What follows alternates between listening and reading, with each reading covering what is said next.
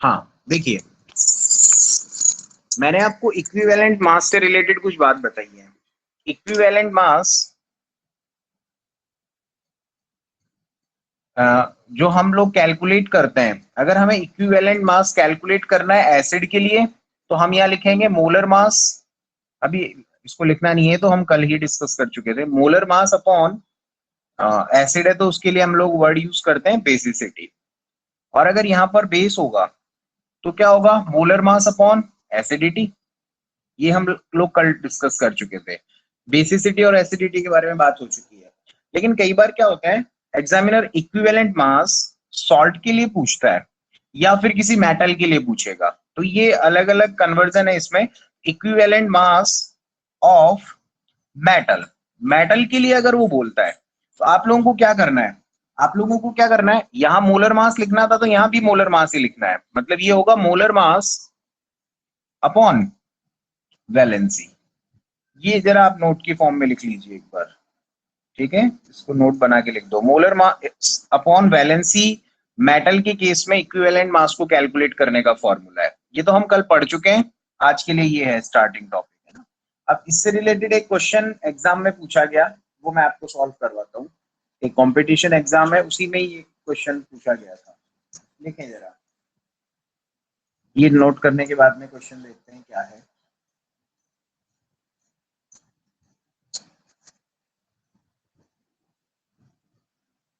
The equivalent mass of certain metal is 20। Equivalent mass उन्होंने हमें 20 दे दिया, ठीक है। The metal is divalent. Metal divalent है, आप समझ गए। डाई का मतलब होता है टू, वैलेंट का मतलब वैलेंसी, ठीक है। द मॉलिक्यूलर मास, बिल्कुल अलग ही क्वेश्चन है ये। The molecular mass of its anhydrous chloride is. इसमें हम दो कंसेप्ट सीखेंगे, है ना। इसको लिखना, ये कोई एग्जाम है, मतलब वेस्ट बंगाल साइड का है, उधर का ही क्वेश्चन था। जेई वगैरह वहां भी होते रहते हैं, उनका अलग से जेई का एग्जाम होता है, तो उसमें ये पूछा गया था। तो देखना जरा कितना इंटरेस्टिंग है। देखो, सबसे पहले तो आपके दिमाग में आना चाहिए कि equivalent mass of certain metal, मतलब ये फॉर्मूला आपके दिमाग में आ जाना चाहिए। तो यहाँ पर मैं क्या कर रहा हूँ, यहाँ पर मैं इक्विवेलेंट मास 20 गिवन है, ठीक है। ये 20 हम लोगों को यहाँ पे इक्विवेलेंट मास गिवन है। इसके बाद आपको क्या करना है, वैलेंसी आप लोगों को कितनी गिवन है, 2 गिवन है। वैलेंसी 2 गिवन है, ठीक है, क्योंकि डाइवेलेंट बोला है इसने।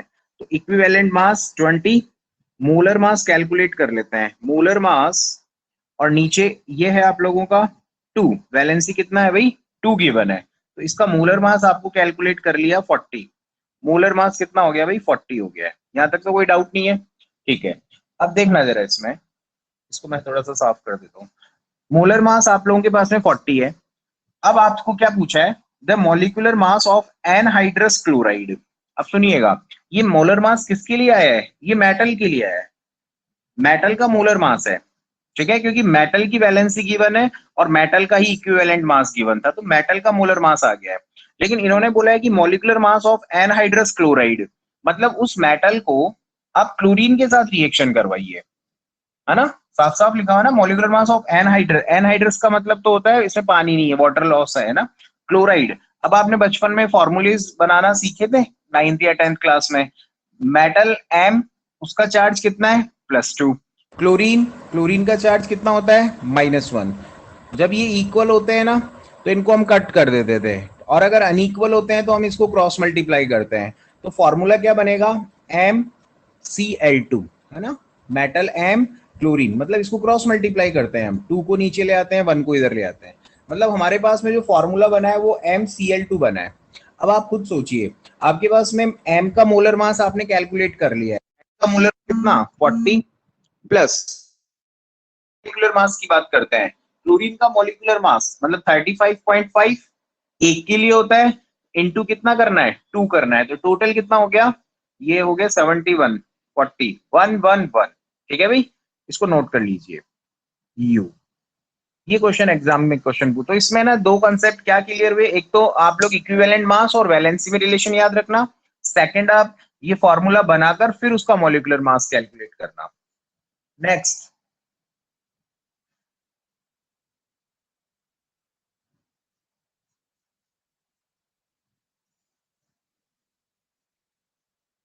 चलो हो गया। नेक्स्ट देख, आप फॉर्मूले लर्न करना भाई, जितने भी मैंने मोलरिटी के फॉर्मूले, मोलैलिटी, नॉर्मेलिटी, मोल फ्रैक्शन, और नॉर्मेलिटी में भी फिर ग्राम इक्विवेलेंट वगैरह ये सब कुछ, पीपीएम, ये फॉर्मूले मैंने आपको लिखा है। अच्छा, एक और चीज कल बताई थी मैंने, मोलरिटी और नॉर्मेलिटी में क्या रिलेशन होता है, ध्यान रखना। Molarity is equal to normality into basicity या फिर एसिडिटी, ये सब आना चाहिए आपको। देखो भाई, इसी से रिलेटेड एक क्वेश्चन आया एग्जाम में, लिखेंगे जरा, बहुत अच्छा क्वेश्चन है। द नंबर ऑफ मॉलिक्यूल्स, देखो जितनी ज्यादा प्रैक्टिस करेंगे ना क्वेश्चंस की, उतना ज्यादा आपके लिए बेटर होगा, क्योंकि उससे नए नए कंसेप्ट देखने को मिलते हैं। Molecule in 100 millilitre of 0.02 capital है। नंबर ऑफ मॉलिक्यूल्स पता करना है, नंबर पता करना है मतलब, ठीक है। और इन्होंने दे दिया है 100 मिलीलीटर, ये तो आपका वॉल्यूम है, ध्यान रखना, वॉल्यूम है। और ये नॉर्मेलिटी है, समझ में आ रहा है आपको, नॉर्मेलिटी एन। तो अब एक चीज देखिए, आप लोगों के दिमाग में कुछ आ रहा है कि नहीं आ रहा पता नहीं, बट हम इसको कैसे समझ सकते हैं, ऐसा सीखो आप।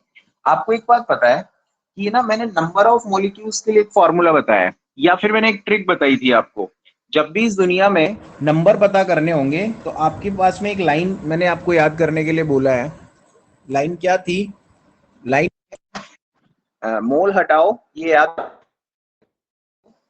एन का मतलब अवगाद्रो नंबर, मोल हटाओ एन लगाओ, और इसी को हिंदी में याद रखना अच्छा लगता है ना, तो उसमें क्या होता है, नंबर पाओ, पाना मतलब गेन करना उसको, है ना।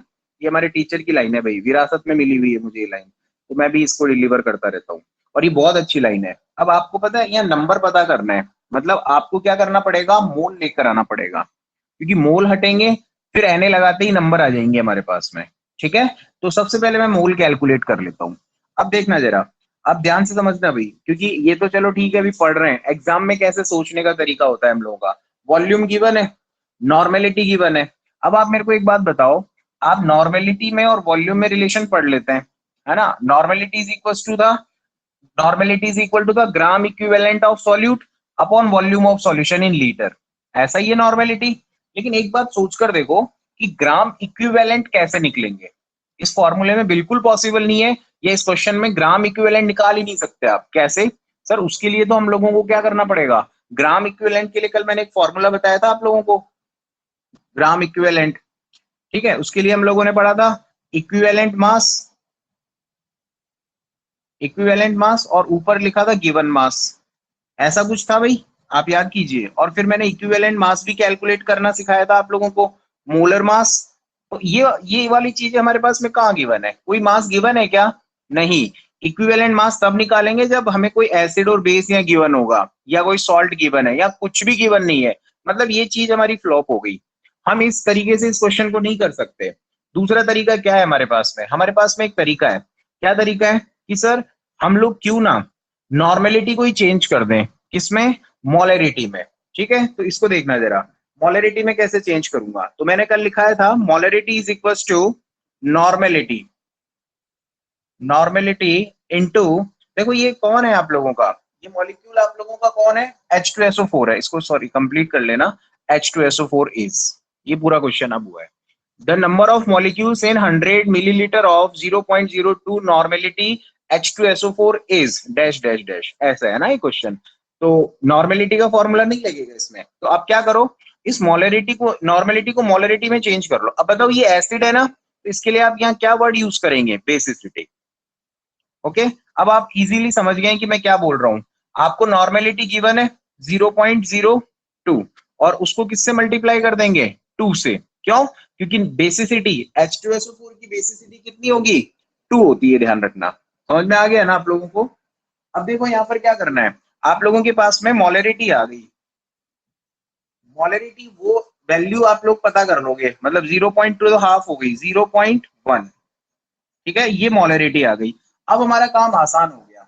कैसे आसान हो गया आप समझ गए कैसे? ये आपने मोलरिटी पता कर ली और ये पर मोल कितना मोल में निकला है, ये मिलीलीटर इतना है ना, 100 मिलीलीटर। तो अब आप क्या करोगे, अब आप एक काम करो, ये आपके पास में मोलरिटी है 0.01, ठीक है मोलरिटी, और वॉल्यूम आप लोगों को गिवन है वॉल्यूम, और ऊपर क्या आता है मोलरिटी के फॉर्मूले में, फॉर्मूला लिखने की जरूरत नहीं है, याद हो गया होगा, molarity is equal two moles, mole upon volume, ऐसे ही लिखते थे। तो अब वॉल्यूम कितना है, इन्होंने 100 मिलीलीटर दिया है, ठीक है 100 मिलीलीटर, मिली को चेंज करने के लिए लीटर में इसको -3 से मल्टीप्लाई कर दो, तो ये हो गया लीटर के अंदर।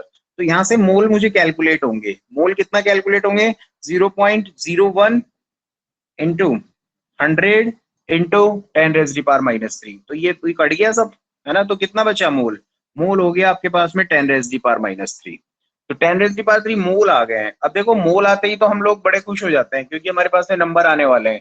मोल यहाँ पीछे मोल लगा हुआ है, इस मोल को हटाओ, यहाँ लिख रहा हूँ जरा मैं ना, 10⁻³ मोल हटा के क्या लगा दिया, एन लगा दिया, 6.022 इंटू 10⁻23, ओके, ये -3 और ये +3, तो आंसर हो गया 6.022 इंटू 10⁻20, ये इसका आंसर है भाई, स्टार क्वेश्चन है ये। तो यहाँ पर आप लोगों को थोड़ा सा सोचना है, नॉर्मेलिटी को किसमें चेंज कर लो, मोलरिटी में, बस बाकी क्वेश्चन हो जाएगा, इसको नोट कीजिएगा, ये भी किसी कॉम्पिटिटिव एग्जाम का ही क्वेश्चन है, लिखें इसे, इसीलिए ये रिलेशन याद रखना आप, मोलरिटी और नॉर्मेलिटी का रिलेशन।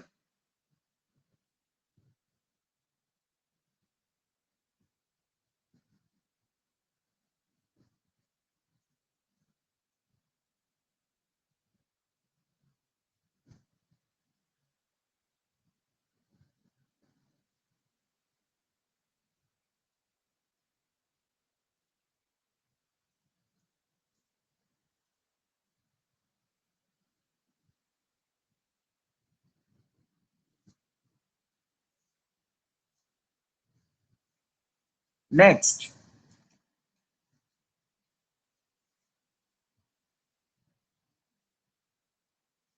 देखो भाई, अब एक चीज और लिखते हैं, इसको नोट की फॉर्म में ही पढ़ेंगे हम लोग। यार ये रिलेशन, इसको मैंने गलत लिख दिया थोड़ा सा, इसको करेक्शन करना, ये क्या था, मोलरिटी था, मतलब नॉर्मेलिटी इज इक्वल टू, एक बार चेक कर लीजिएगा भाई कल की क्लास में, normality is equal equal to molarity है ये, प्लीज इसको चेक कर लेना एक बार, मैंने जल्दी में कुछ इधर उधर लिख दिया है ना, तो ध्यान रखना normality is equals to molarity into basicity है। आप अपनी नोटबुक में चेक करना, कल भी यही लिखा था हम लोगों ने, ठीक है, तो नॉर्मेलिटी आप लोगों को कितना गिवन है, तभी तो ये 0.1 आएगा ना, 0.01 आ जाएगा, कैसे, नॉर्मेलिटी आपके पास में 0.02, मोलरिटी कैलकुलेट करनी है और बेसिसिटी कितनी है 2, तो ये 2 इधर चला जाएगा अपॉन में ना, तो ये होगा, तो इसको देख लेना एक बार, सही करेक्ट कर लेना इसको। चलो भाई नेक्स्ट हो गया ये, यहाँ तक याद हो गया आपको, ठीक है आगे चलते हैं। तो कभी भी नॉर्मेलिटी दे और मोलरिटी की जरूरत पड़े तो आप इस तरीके से कैलकुलेट कर सकते हैं, ठीक है। एक बार एग्जाम में आया, जेई के अंदर आया, बहुत पुराना क्वेश्चन है, 20, ये वाला तो लिखना, ए ऑर्गेनिक कंपाउंड, ए ऑर्गेनिक कंपाउंड मेड, अच्छा क्वेश्चन है ये भी, मतलब इजी है बट थोड़ा सोचना पड़ता है, made of carbon hydrogen and nitrogen contain 20% nitrogen,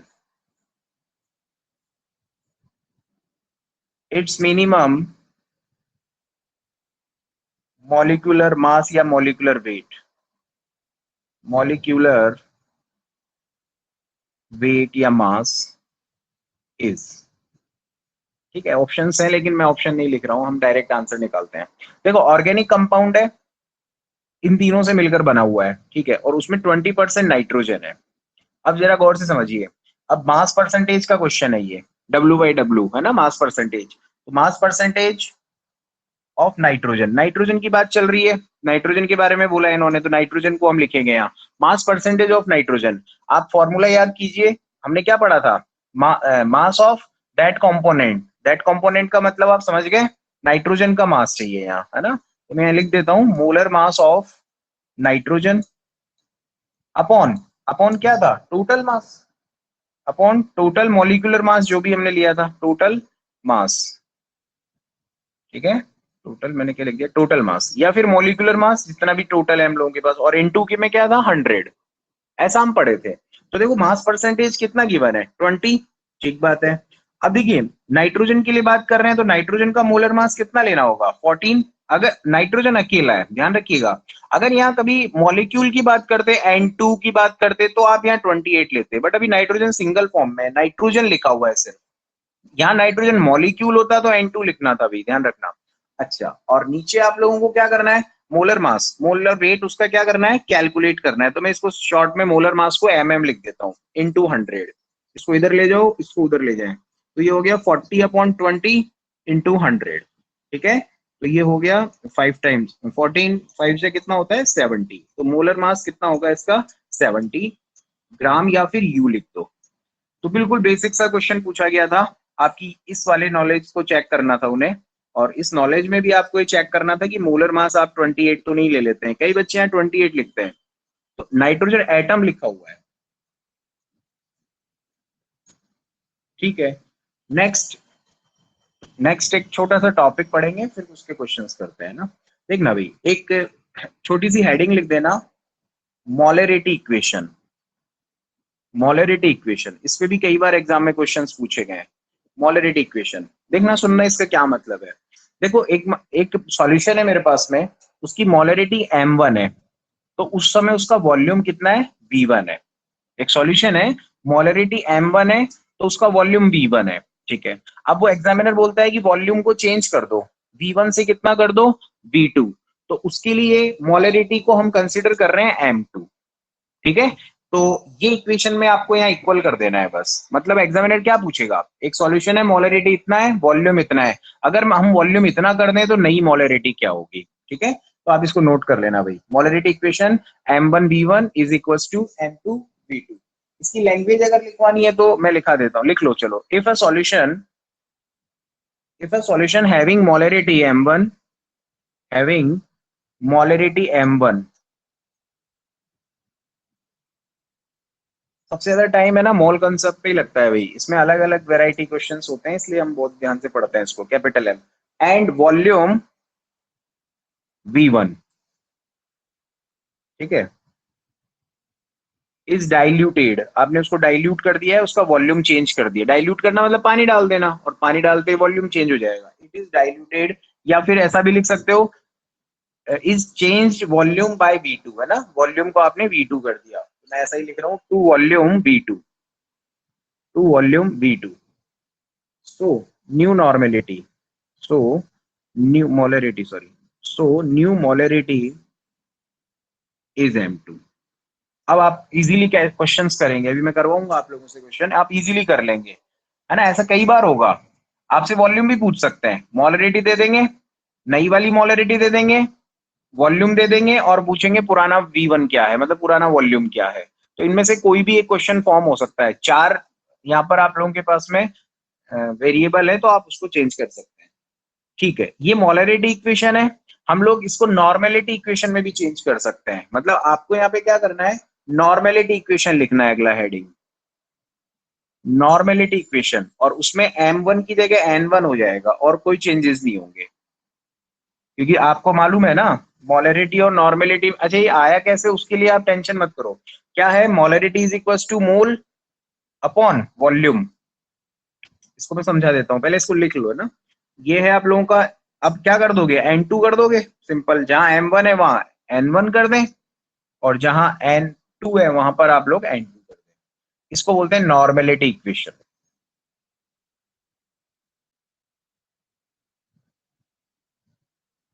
ठीक है।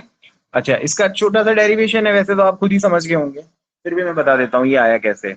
इसको मैं हटा रहा हूँ, मोलरिटी इक्वेशन और नॉर्मेलिटी इक्वेशन, देखो आया कैसे, मोलरिटी इज इक्वल टू होता है number of moles of solute upon volume of solution in litre, ठीक है। मोल्स को भी हम कांस्टेंट मान के चल रहे हैं, ठीक है, तो मोल को मैं 1 ले लेता हूँ, कांस्टेंट है, मोलरिटी 1 है, वॉल्यूम क्या होगा v1 ले लेते हैं। अभी कह रहे हैं कि मोलरिटी को आप m2 कर दो, ठीक है, m2 कर देंगे तो वॉल्यूम क्या हो जाएगा 1/v2, ऐसा ही हो जाएगा, M2V2 M1V1। अब देखो जरा, इन दोनों इक्वेशंस को इक्वल कर दो, तो यहाँ पर मैं क्या कर सकता हूँ, यहाँ मैं क्या लिख सकता हूँ, 1 इज इक्वल टू M1V1, और यहाँ पर भी 1 इज इक्वल टू क्या हो सकता है, M2V2। इन दोनों को इक्वेशन को इक्वल कर दिया, M1V1 is equal to M2V2। ठीक है, तो इस तरीके से हम इसे कैलकुलेट कर लेते हैं ना, कोई प्रॉब्लम नहीं है। तो कोई डेरिवेशन पूछेगा नहीं आपसे, बस आप तो इक्वेशन याद रखिएगा।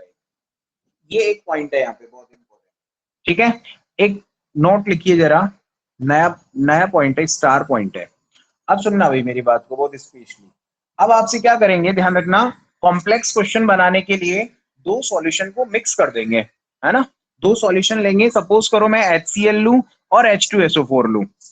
इसके लिए मोलरिटी वॉल्यूम गिवन होगा, इसके लिए मोलरिटी और वॉल्यूम गिवन होगा। ठीक है, अब बोलेंगे ये V2 हो गया, ये V1, ये है ना। अब बोलेंगे कि आप क्या करो, इन दोनों को मिक्स कर दो, तो नई मोलरिटी क्या होगी। इंटरेस्टिंग क्वेश्चन बनते हैं यहाँ से, और आपके एग्जाम में भी पूछे गए, ध्यान रखना भाई। एक सॉल्यूशन है HCl एसिड, लेकिन ये ध्यान रखना एसिड एसिड ही होगा, मतलब एसिड को एसिड भी मिक्स करेंगे, एसिड बेस नहीं होगा, बेस बेस का मिक्सचर होगा, मतलब सेम टाइप के सब्सटेंस होने चाहिए, एसिड होंगे या बेस होंगे। तो देखना HCl है, इसको H2SO4 है, इसकी मोलरिटी M1 है, इसकी मोलरिटी M2 है, वॉल्यूम V1 V2। अब इन्होंने मिक्स कर दिया तो नई मोलरिटी मोलरिटी चेंज हो जाएगी क्योंकि वॉल्यूम चेंज हो गया है। ठीक है, इस वजह से मोलरिटी नई क्या होगी, उसके लिए हम लोग एक फॉर्मूला लिखेंगे ना, बहुत इंटरेस्टिंग फॉर्मूला है। पहले एक छोटा सा इसकी लैंग्वेज लिख लो यार, है ना, क्योंकि वो लैंग्वेज से ही हम लोग बाद में रिवीजन करेंगे। तो लिखना, इफ V1 मिलीलीटर ml में लेते हैं, ml of solution of molarity M1, molarity M1 are mixed, M1 V1 को हमने मिक्स कर दिया H2SO4 में, are mixed with V2 ml। ठीक है, with V2 ml of molarity M2। ये फर्स्ट लाइन हो गई, ये सेकंड लाइन हो गई। M1 V1 को हमने M2 V2 में मिक्स कर दिया है। ठीक है, अब लिखे नेक्स्ट, कंटिन्यू लिख लेते हैं। देन द मोलरिटी M3, अब जो नई मोलरिटी आ रही है वो M3 है। तो यहां पर जो इक्वेशन बनेगी वो याद रखना, M1 V1 प्लस मिक्स कर दिया M2 V2 is equal to M3 V1 plus V2। याद रखना भाई इसको, वेरी इंपॉर्टेंट, कई बार एग्जाम में क्वेश्चन पूछा गया है ऐसे, बोर्ड लोकल बोर्ड लेवल में भी एग्जाम में पूछ लेते हैं ना। तो M1 V1 plus M2 V2 क्योंकि मिक्स कर दिया है, और M3 है नई वाली मोलरिटी, और V1 प्लस V2। अच्छा, यही सेम केस हम लोग नॉर्मेलिटी में भी कर सकते हैं। तो यहां पर हम लोग नॉर्मेलिटी के लिए भी लिख सकते हैं। ऐसा क्या करना है, N1 V1 plus N2 V2 is equal to M3, और ये हो गया V1 प्लस V2। तो आप लोगों को एग्जामिनर बेवकूफ बना सकता है नॉर्मेलिटी को लेकर, और ये भी हो सकता है कि मोलरिटी की बात करता हो और नॉर्मेलिटी के क्वेश्चंस पूछ लेता हो। तो आप लोग मोलरिटी और नॉर्मेलिटी में रिलेशन पढ़ चुके हैं, तो आप मोलरिटी गिवन होगी तो नॉर्मेलिटी भी निकाल सकते हैं, है ना। तो कैसे भी क्वेश्चन आ सकता है। अब एक क्वेश्चन ट्राई करते हैं तो आपको समझ में आएगा अच्छे से।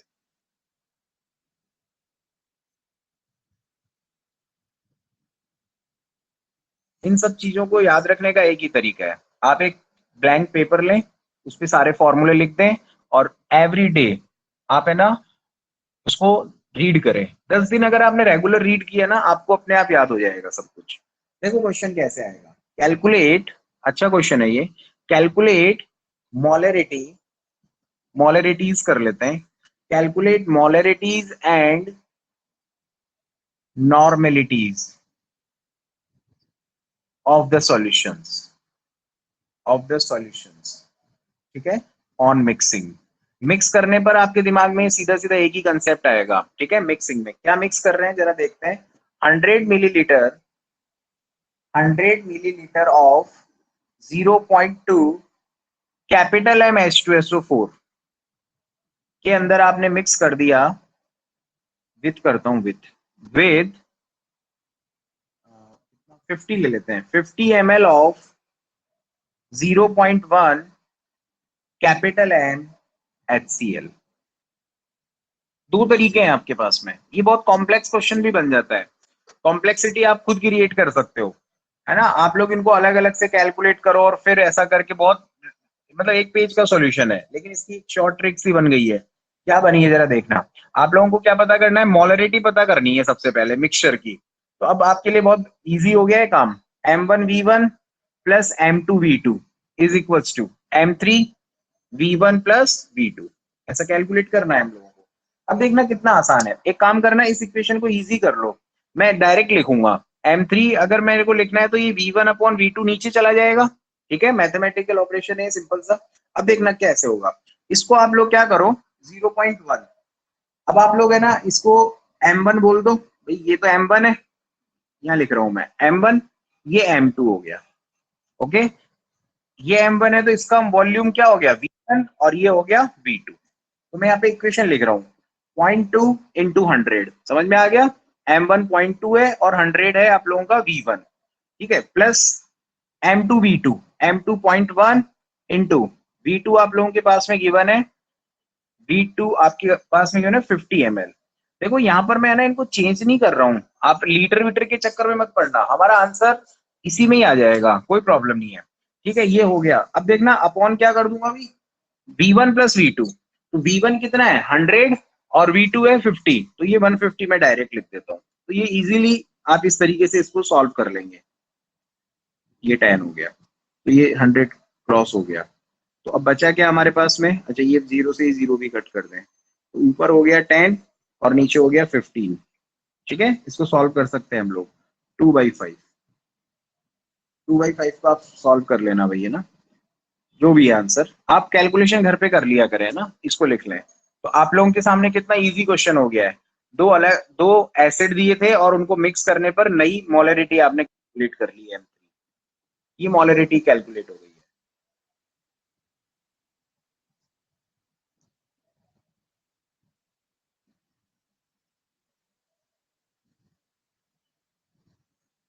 हाँ ठीक है। अब देखना, इन्होंने साथ में नॉर्मेलिटी भी पूछी है, तो हमारे लिए कोई बड़ी बात नहीं है। हम लोग अब यहाँ M1 की जगह क्या लेंगे, N1 लिख सकते हैं। M2 के प्लेस पे, M2 के प्लेस पे V2, सॉरी M2 लिख सकते हैं। M2 के प्लेस पे N2 लिख सकते हैं। अब देखो मोलरिटी और नॉर्मेलिटी में आपने इक्वेशन पढ़ी है बहुत अच्छे से, अब उसको वापस से यूज कर रहे हैं। इसको मैं हटा रहा हूँ यहाँ से।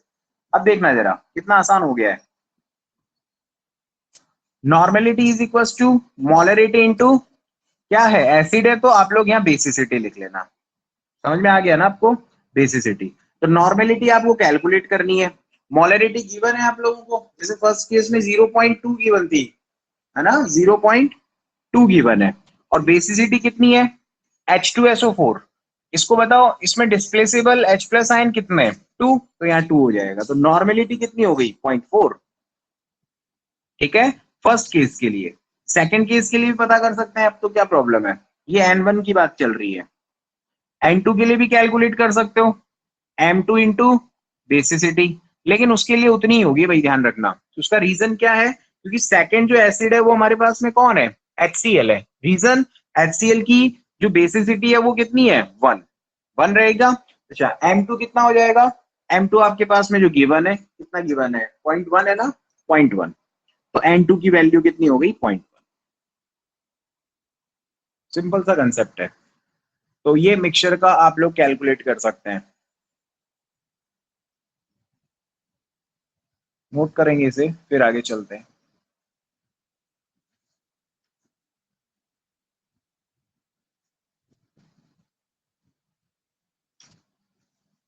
ठीक है, चलो भाई नेक्स्ट देखते हैं। भाई शुरू में क्या होता है, नई चीज सीखते हैं तो थोड़ा टाइम लगता है और फिर आपको अजीबोगरीब भी लगता है, बट है ना एक बार इसको जब हम इससे गो थ्रू हो जाते हैं ना तो फिर आसान हो जाती है चीजें। एक क्वेश्चन लिखते हैं बहुत इंटरेस्टिंग, एनसीईआरटी बेस्ड क्वेश्चन है, इंपॉर्टेंट क्वेश्चन है, जरा लिखना कॉपी में। नंबर तो पता नहीं क्या है, बट मैं लैंग्वेज लिख देता हूँ क्वेश्चन की। NCERT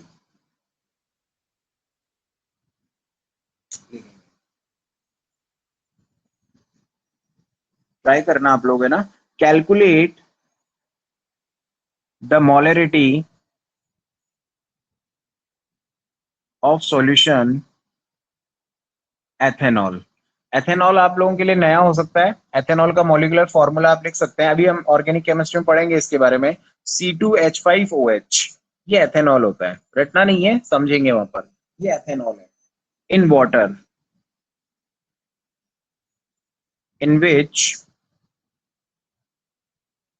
in which the mole fraction of ethanol is 0.040। ऐसा कुछ क्वेश्चन है ये,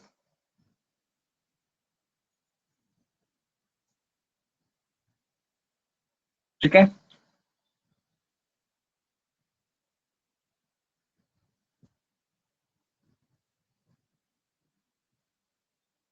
नेक्स्ट, अब देखो इसमें क्या करना है, बड़ा आसान क्वेश्चन है, वैसे तो कोई मुश्किल आएगी नहीं इसमें। आपको मोल फ्रैक्शन दे दिया है, मतलब x ऑफ C2H5OH दिया है इन लोगों ने। x ऑफ C2H5OH 0.040, ये मोल फ्रैक्शन गिवन है, ठीक है। अब आपको क्या करना है भाई, जरा देखना, आप लोगों को मोलरिटी वगैरह का कुछ कैलकुलेशन करना है। तो मोलरिटी होता है mass upon molar mass, mass upon molar mass होता है। अब आप क्या कर सकते हैं, आप है ना एक काम कर सकते हैं, आप मोल निकाल सकते हैं, ठीक है। यहाँ पर दो लोग हैं, ध्यान रखना, एक तो वाटर है और एक आपके पास में कौन है, एथेनॉल है ना, एथेनॉल। तो देखो आपको एक चीज पढ़ाई थी मैंने, मोल फ्रैक्शन। मोल फ्रैक्शन को एक्स से डिनोट कर देते हैं हम लोग, है ना, एक्स। अच्छा, एक्स क्या होता है मालूम है ना, mole of that component upon total mole, ऐसा ही होता है। तो मैं क्या कर रहा हूं, मैं वाटर के मोल्स पता कर लेता हूं, और अब आपको पता करने की जरूरत नहीं है, वो आप डायरेक्ट ही याद रखने के लिए मैंने कल कहा था। तो मैं यहाँ लिखता हूँ number of moles of water, number of moles of water. तो मोल्स हम लोगों ने कैलकुलेट किए थे 1000 अपॉन 18, मास 1000 और अपॉन 18 उसका मोलर मास, तो वो कितना आया था 55.55। और फिर हमने इससे मोलरिटी भी कैलकुलेट की थी, मैंने कहा था 1 लीटर सॉल्यूशन के अंदर कितने मोल्स हैं, तो मोल्स अपॉन 1 कर दिया था ना, मोल्स अपॉन 1, तो उससे हमें मोलरिटी भी इतनी मिली थी। तो ये वैल्यू आप डायरेक्ट याद रखो, ये मोल है, मोल्स, ठीक है। अब आपको क्या करना है, थोड़ा सा लेंथी क्वेश्चन है और कुछ भी नहीं है। अब बताओ मोल फ्रैक्शन आप लिख सकते हो, मोल फ्रैक्शन कैसे लिख सकते हैं, XC2H5OH इज इक्वल टू, क्या कर सकते हो, नंबर ऑफ मोल्स, ये तो मोल फ्रैक्शन है, अब मोल्स कैसे लिखेंगे, NC2H5OH, मतलब mole of that component upon total mole. Total mole देखना जरा, टोटल मोल क्या होंगे, एक वाटर के मोल होंगे प्लस किसके, एथेनॉल के मोल होंगे, C2H5OH, ऐसा आप लिख सकते हो। इसको एक बार नोट करना, फिर हम ऊपर चलेंगे।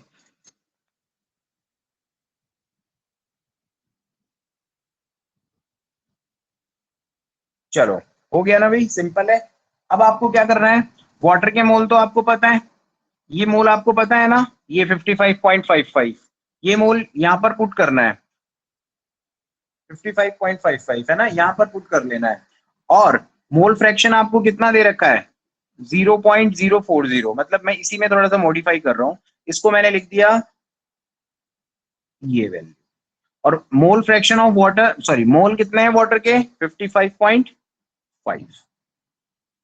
अब आपको ये कैलकुलेट करना है, तो बहुत आसान सा कंसेप्ट था, मोल फ्रैक्शन लिख दिया हमने, ठीक है, और फिर हमने मोल्स वाटर के लिख दिए यहाँ पे, और हम लोगों को इसके मोल्स पता चलेंगे। तो आप इसको कैलकुलेट करेंगे तो कुछ 2.31 करके आ जाएगा, है ना, मोल ऑफ C2H5OH। कैलकुलेशन आप घर पे देखिएगा, 2.31 करके आ जाएगा।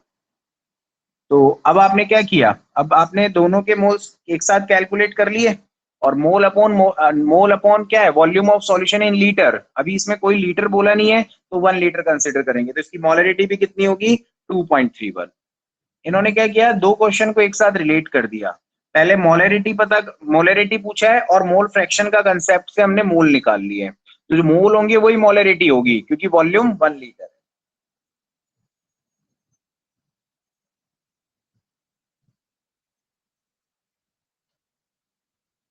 If the density of molecule, last question आज के लिए देखना, if the density of methanol ले लेते हैं, मॉलिक्यूल में हमें मैथेनॉल गिवन है। मैथेनॉल, अच्छा मैथेनॉल क्या होता है? CH3OH, ये मैथेनॉल का फॉर्मूला है। If the density of methanol is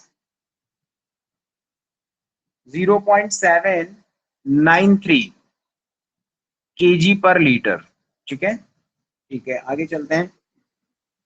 what is its volume, अच्छा क्वेश्चन है ये।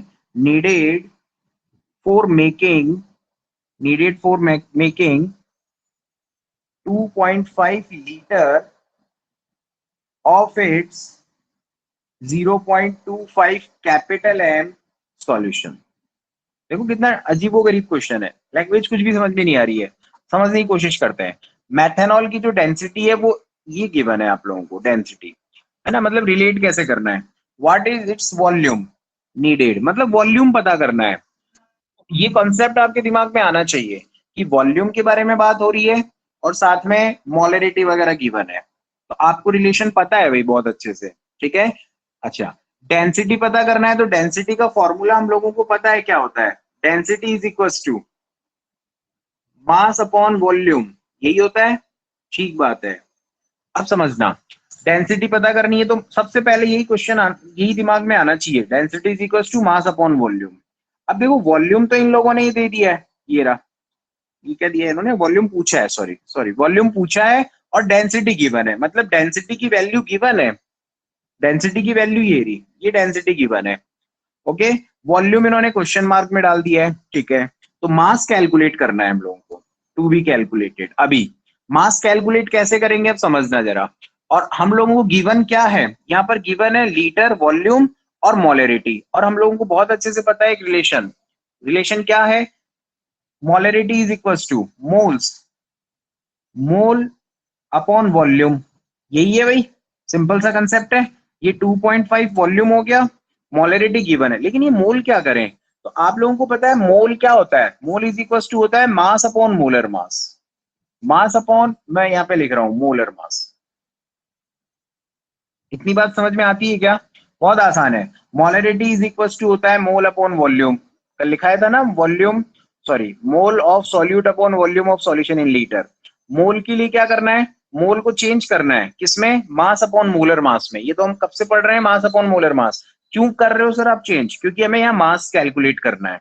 तो सर हमारे पास में मोलर मास कहाँ है, मोलर मास हम कैलकुलेट कर सकते हैं किसका, एथेनॉल, CH3OH। CH3OH का मोलर मास आप 1 मिनट में कैलकुलेट कर लेंगे। CH3OH, एक कार्बन 12 प्लस 3 प्लस 16 प्लस 1, ठीक है। तो ये होगा अप्रोक्स कितना हो गया, 32 हो गया क्या, हाँ 32 हो गया।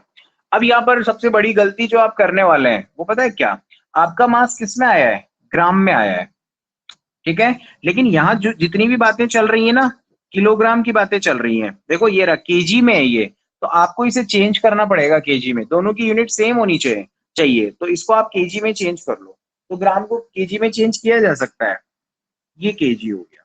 ये थोड़ा सा ध्यान रखना भाई, वरना आपका आंसर आ नहीं पाएगा, ठीक है। तो मास अपॉन मोलर मास, अब कितना आसान हो गया सब कुछ।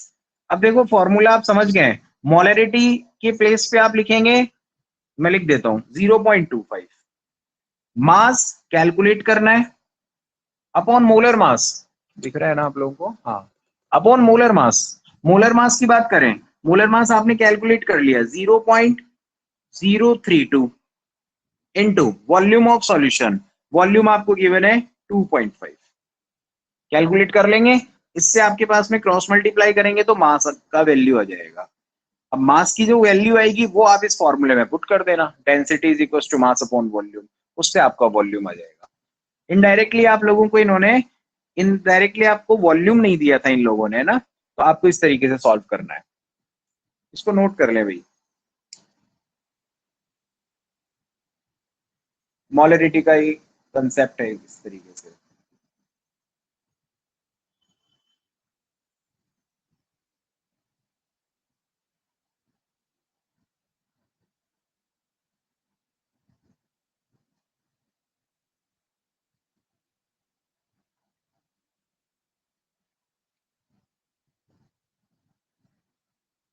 ठीक है, चलो भाई, आज हम इतना ही लेंगे क्लास में, बाकी टॉपिक हम कल कवर करेंगे, ठीक है? इसको आप रिवाइज कीजिएगा।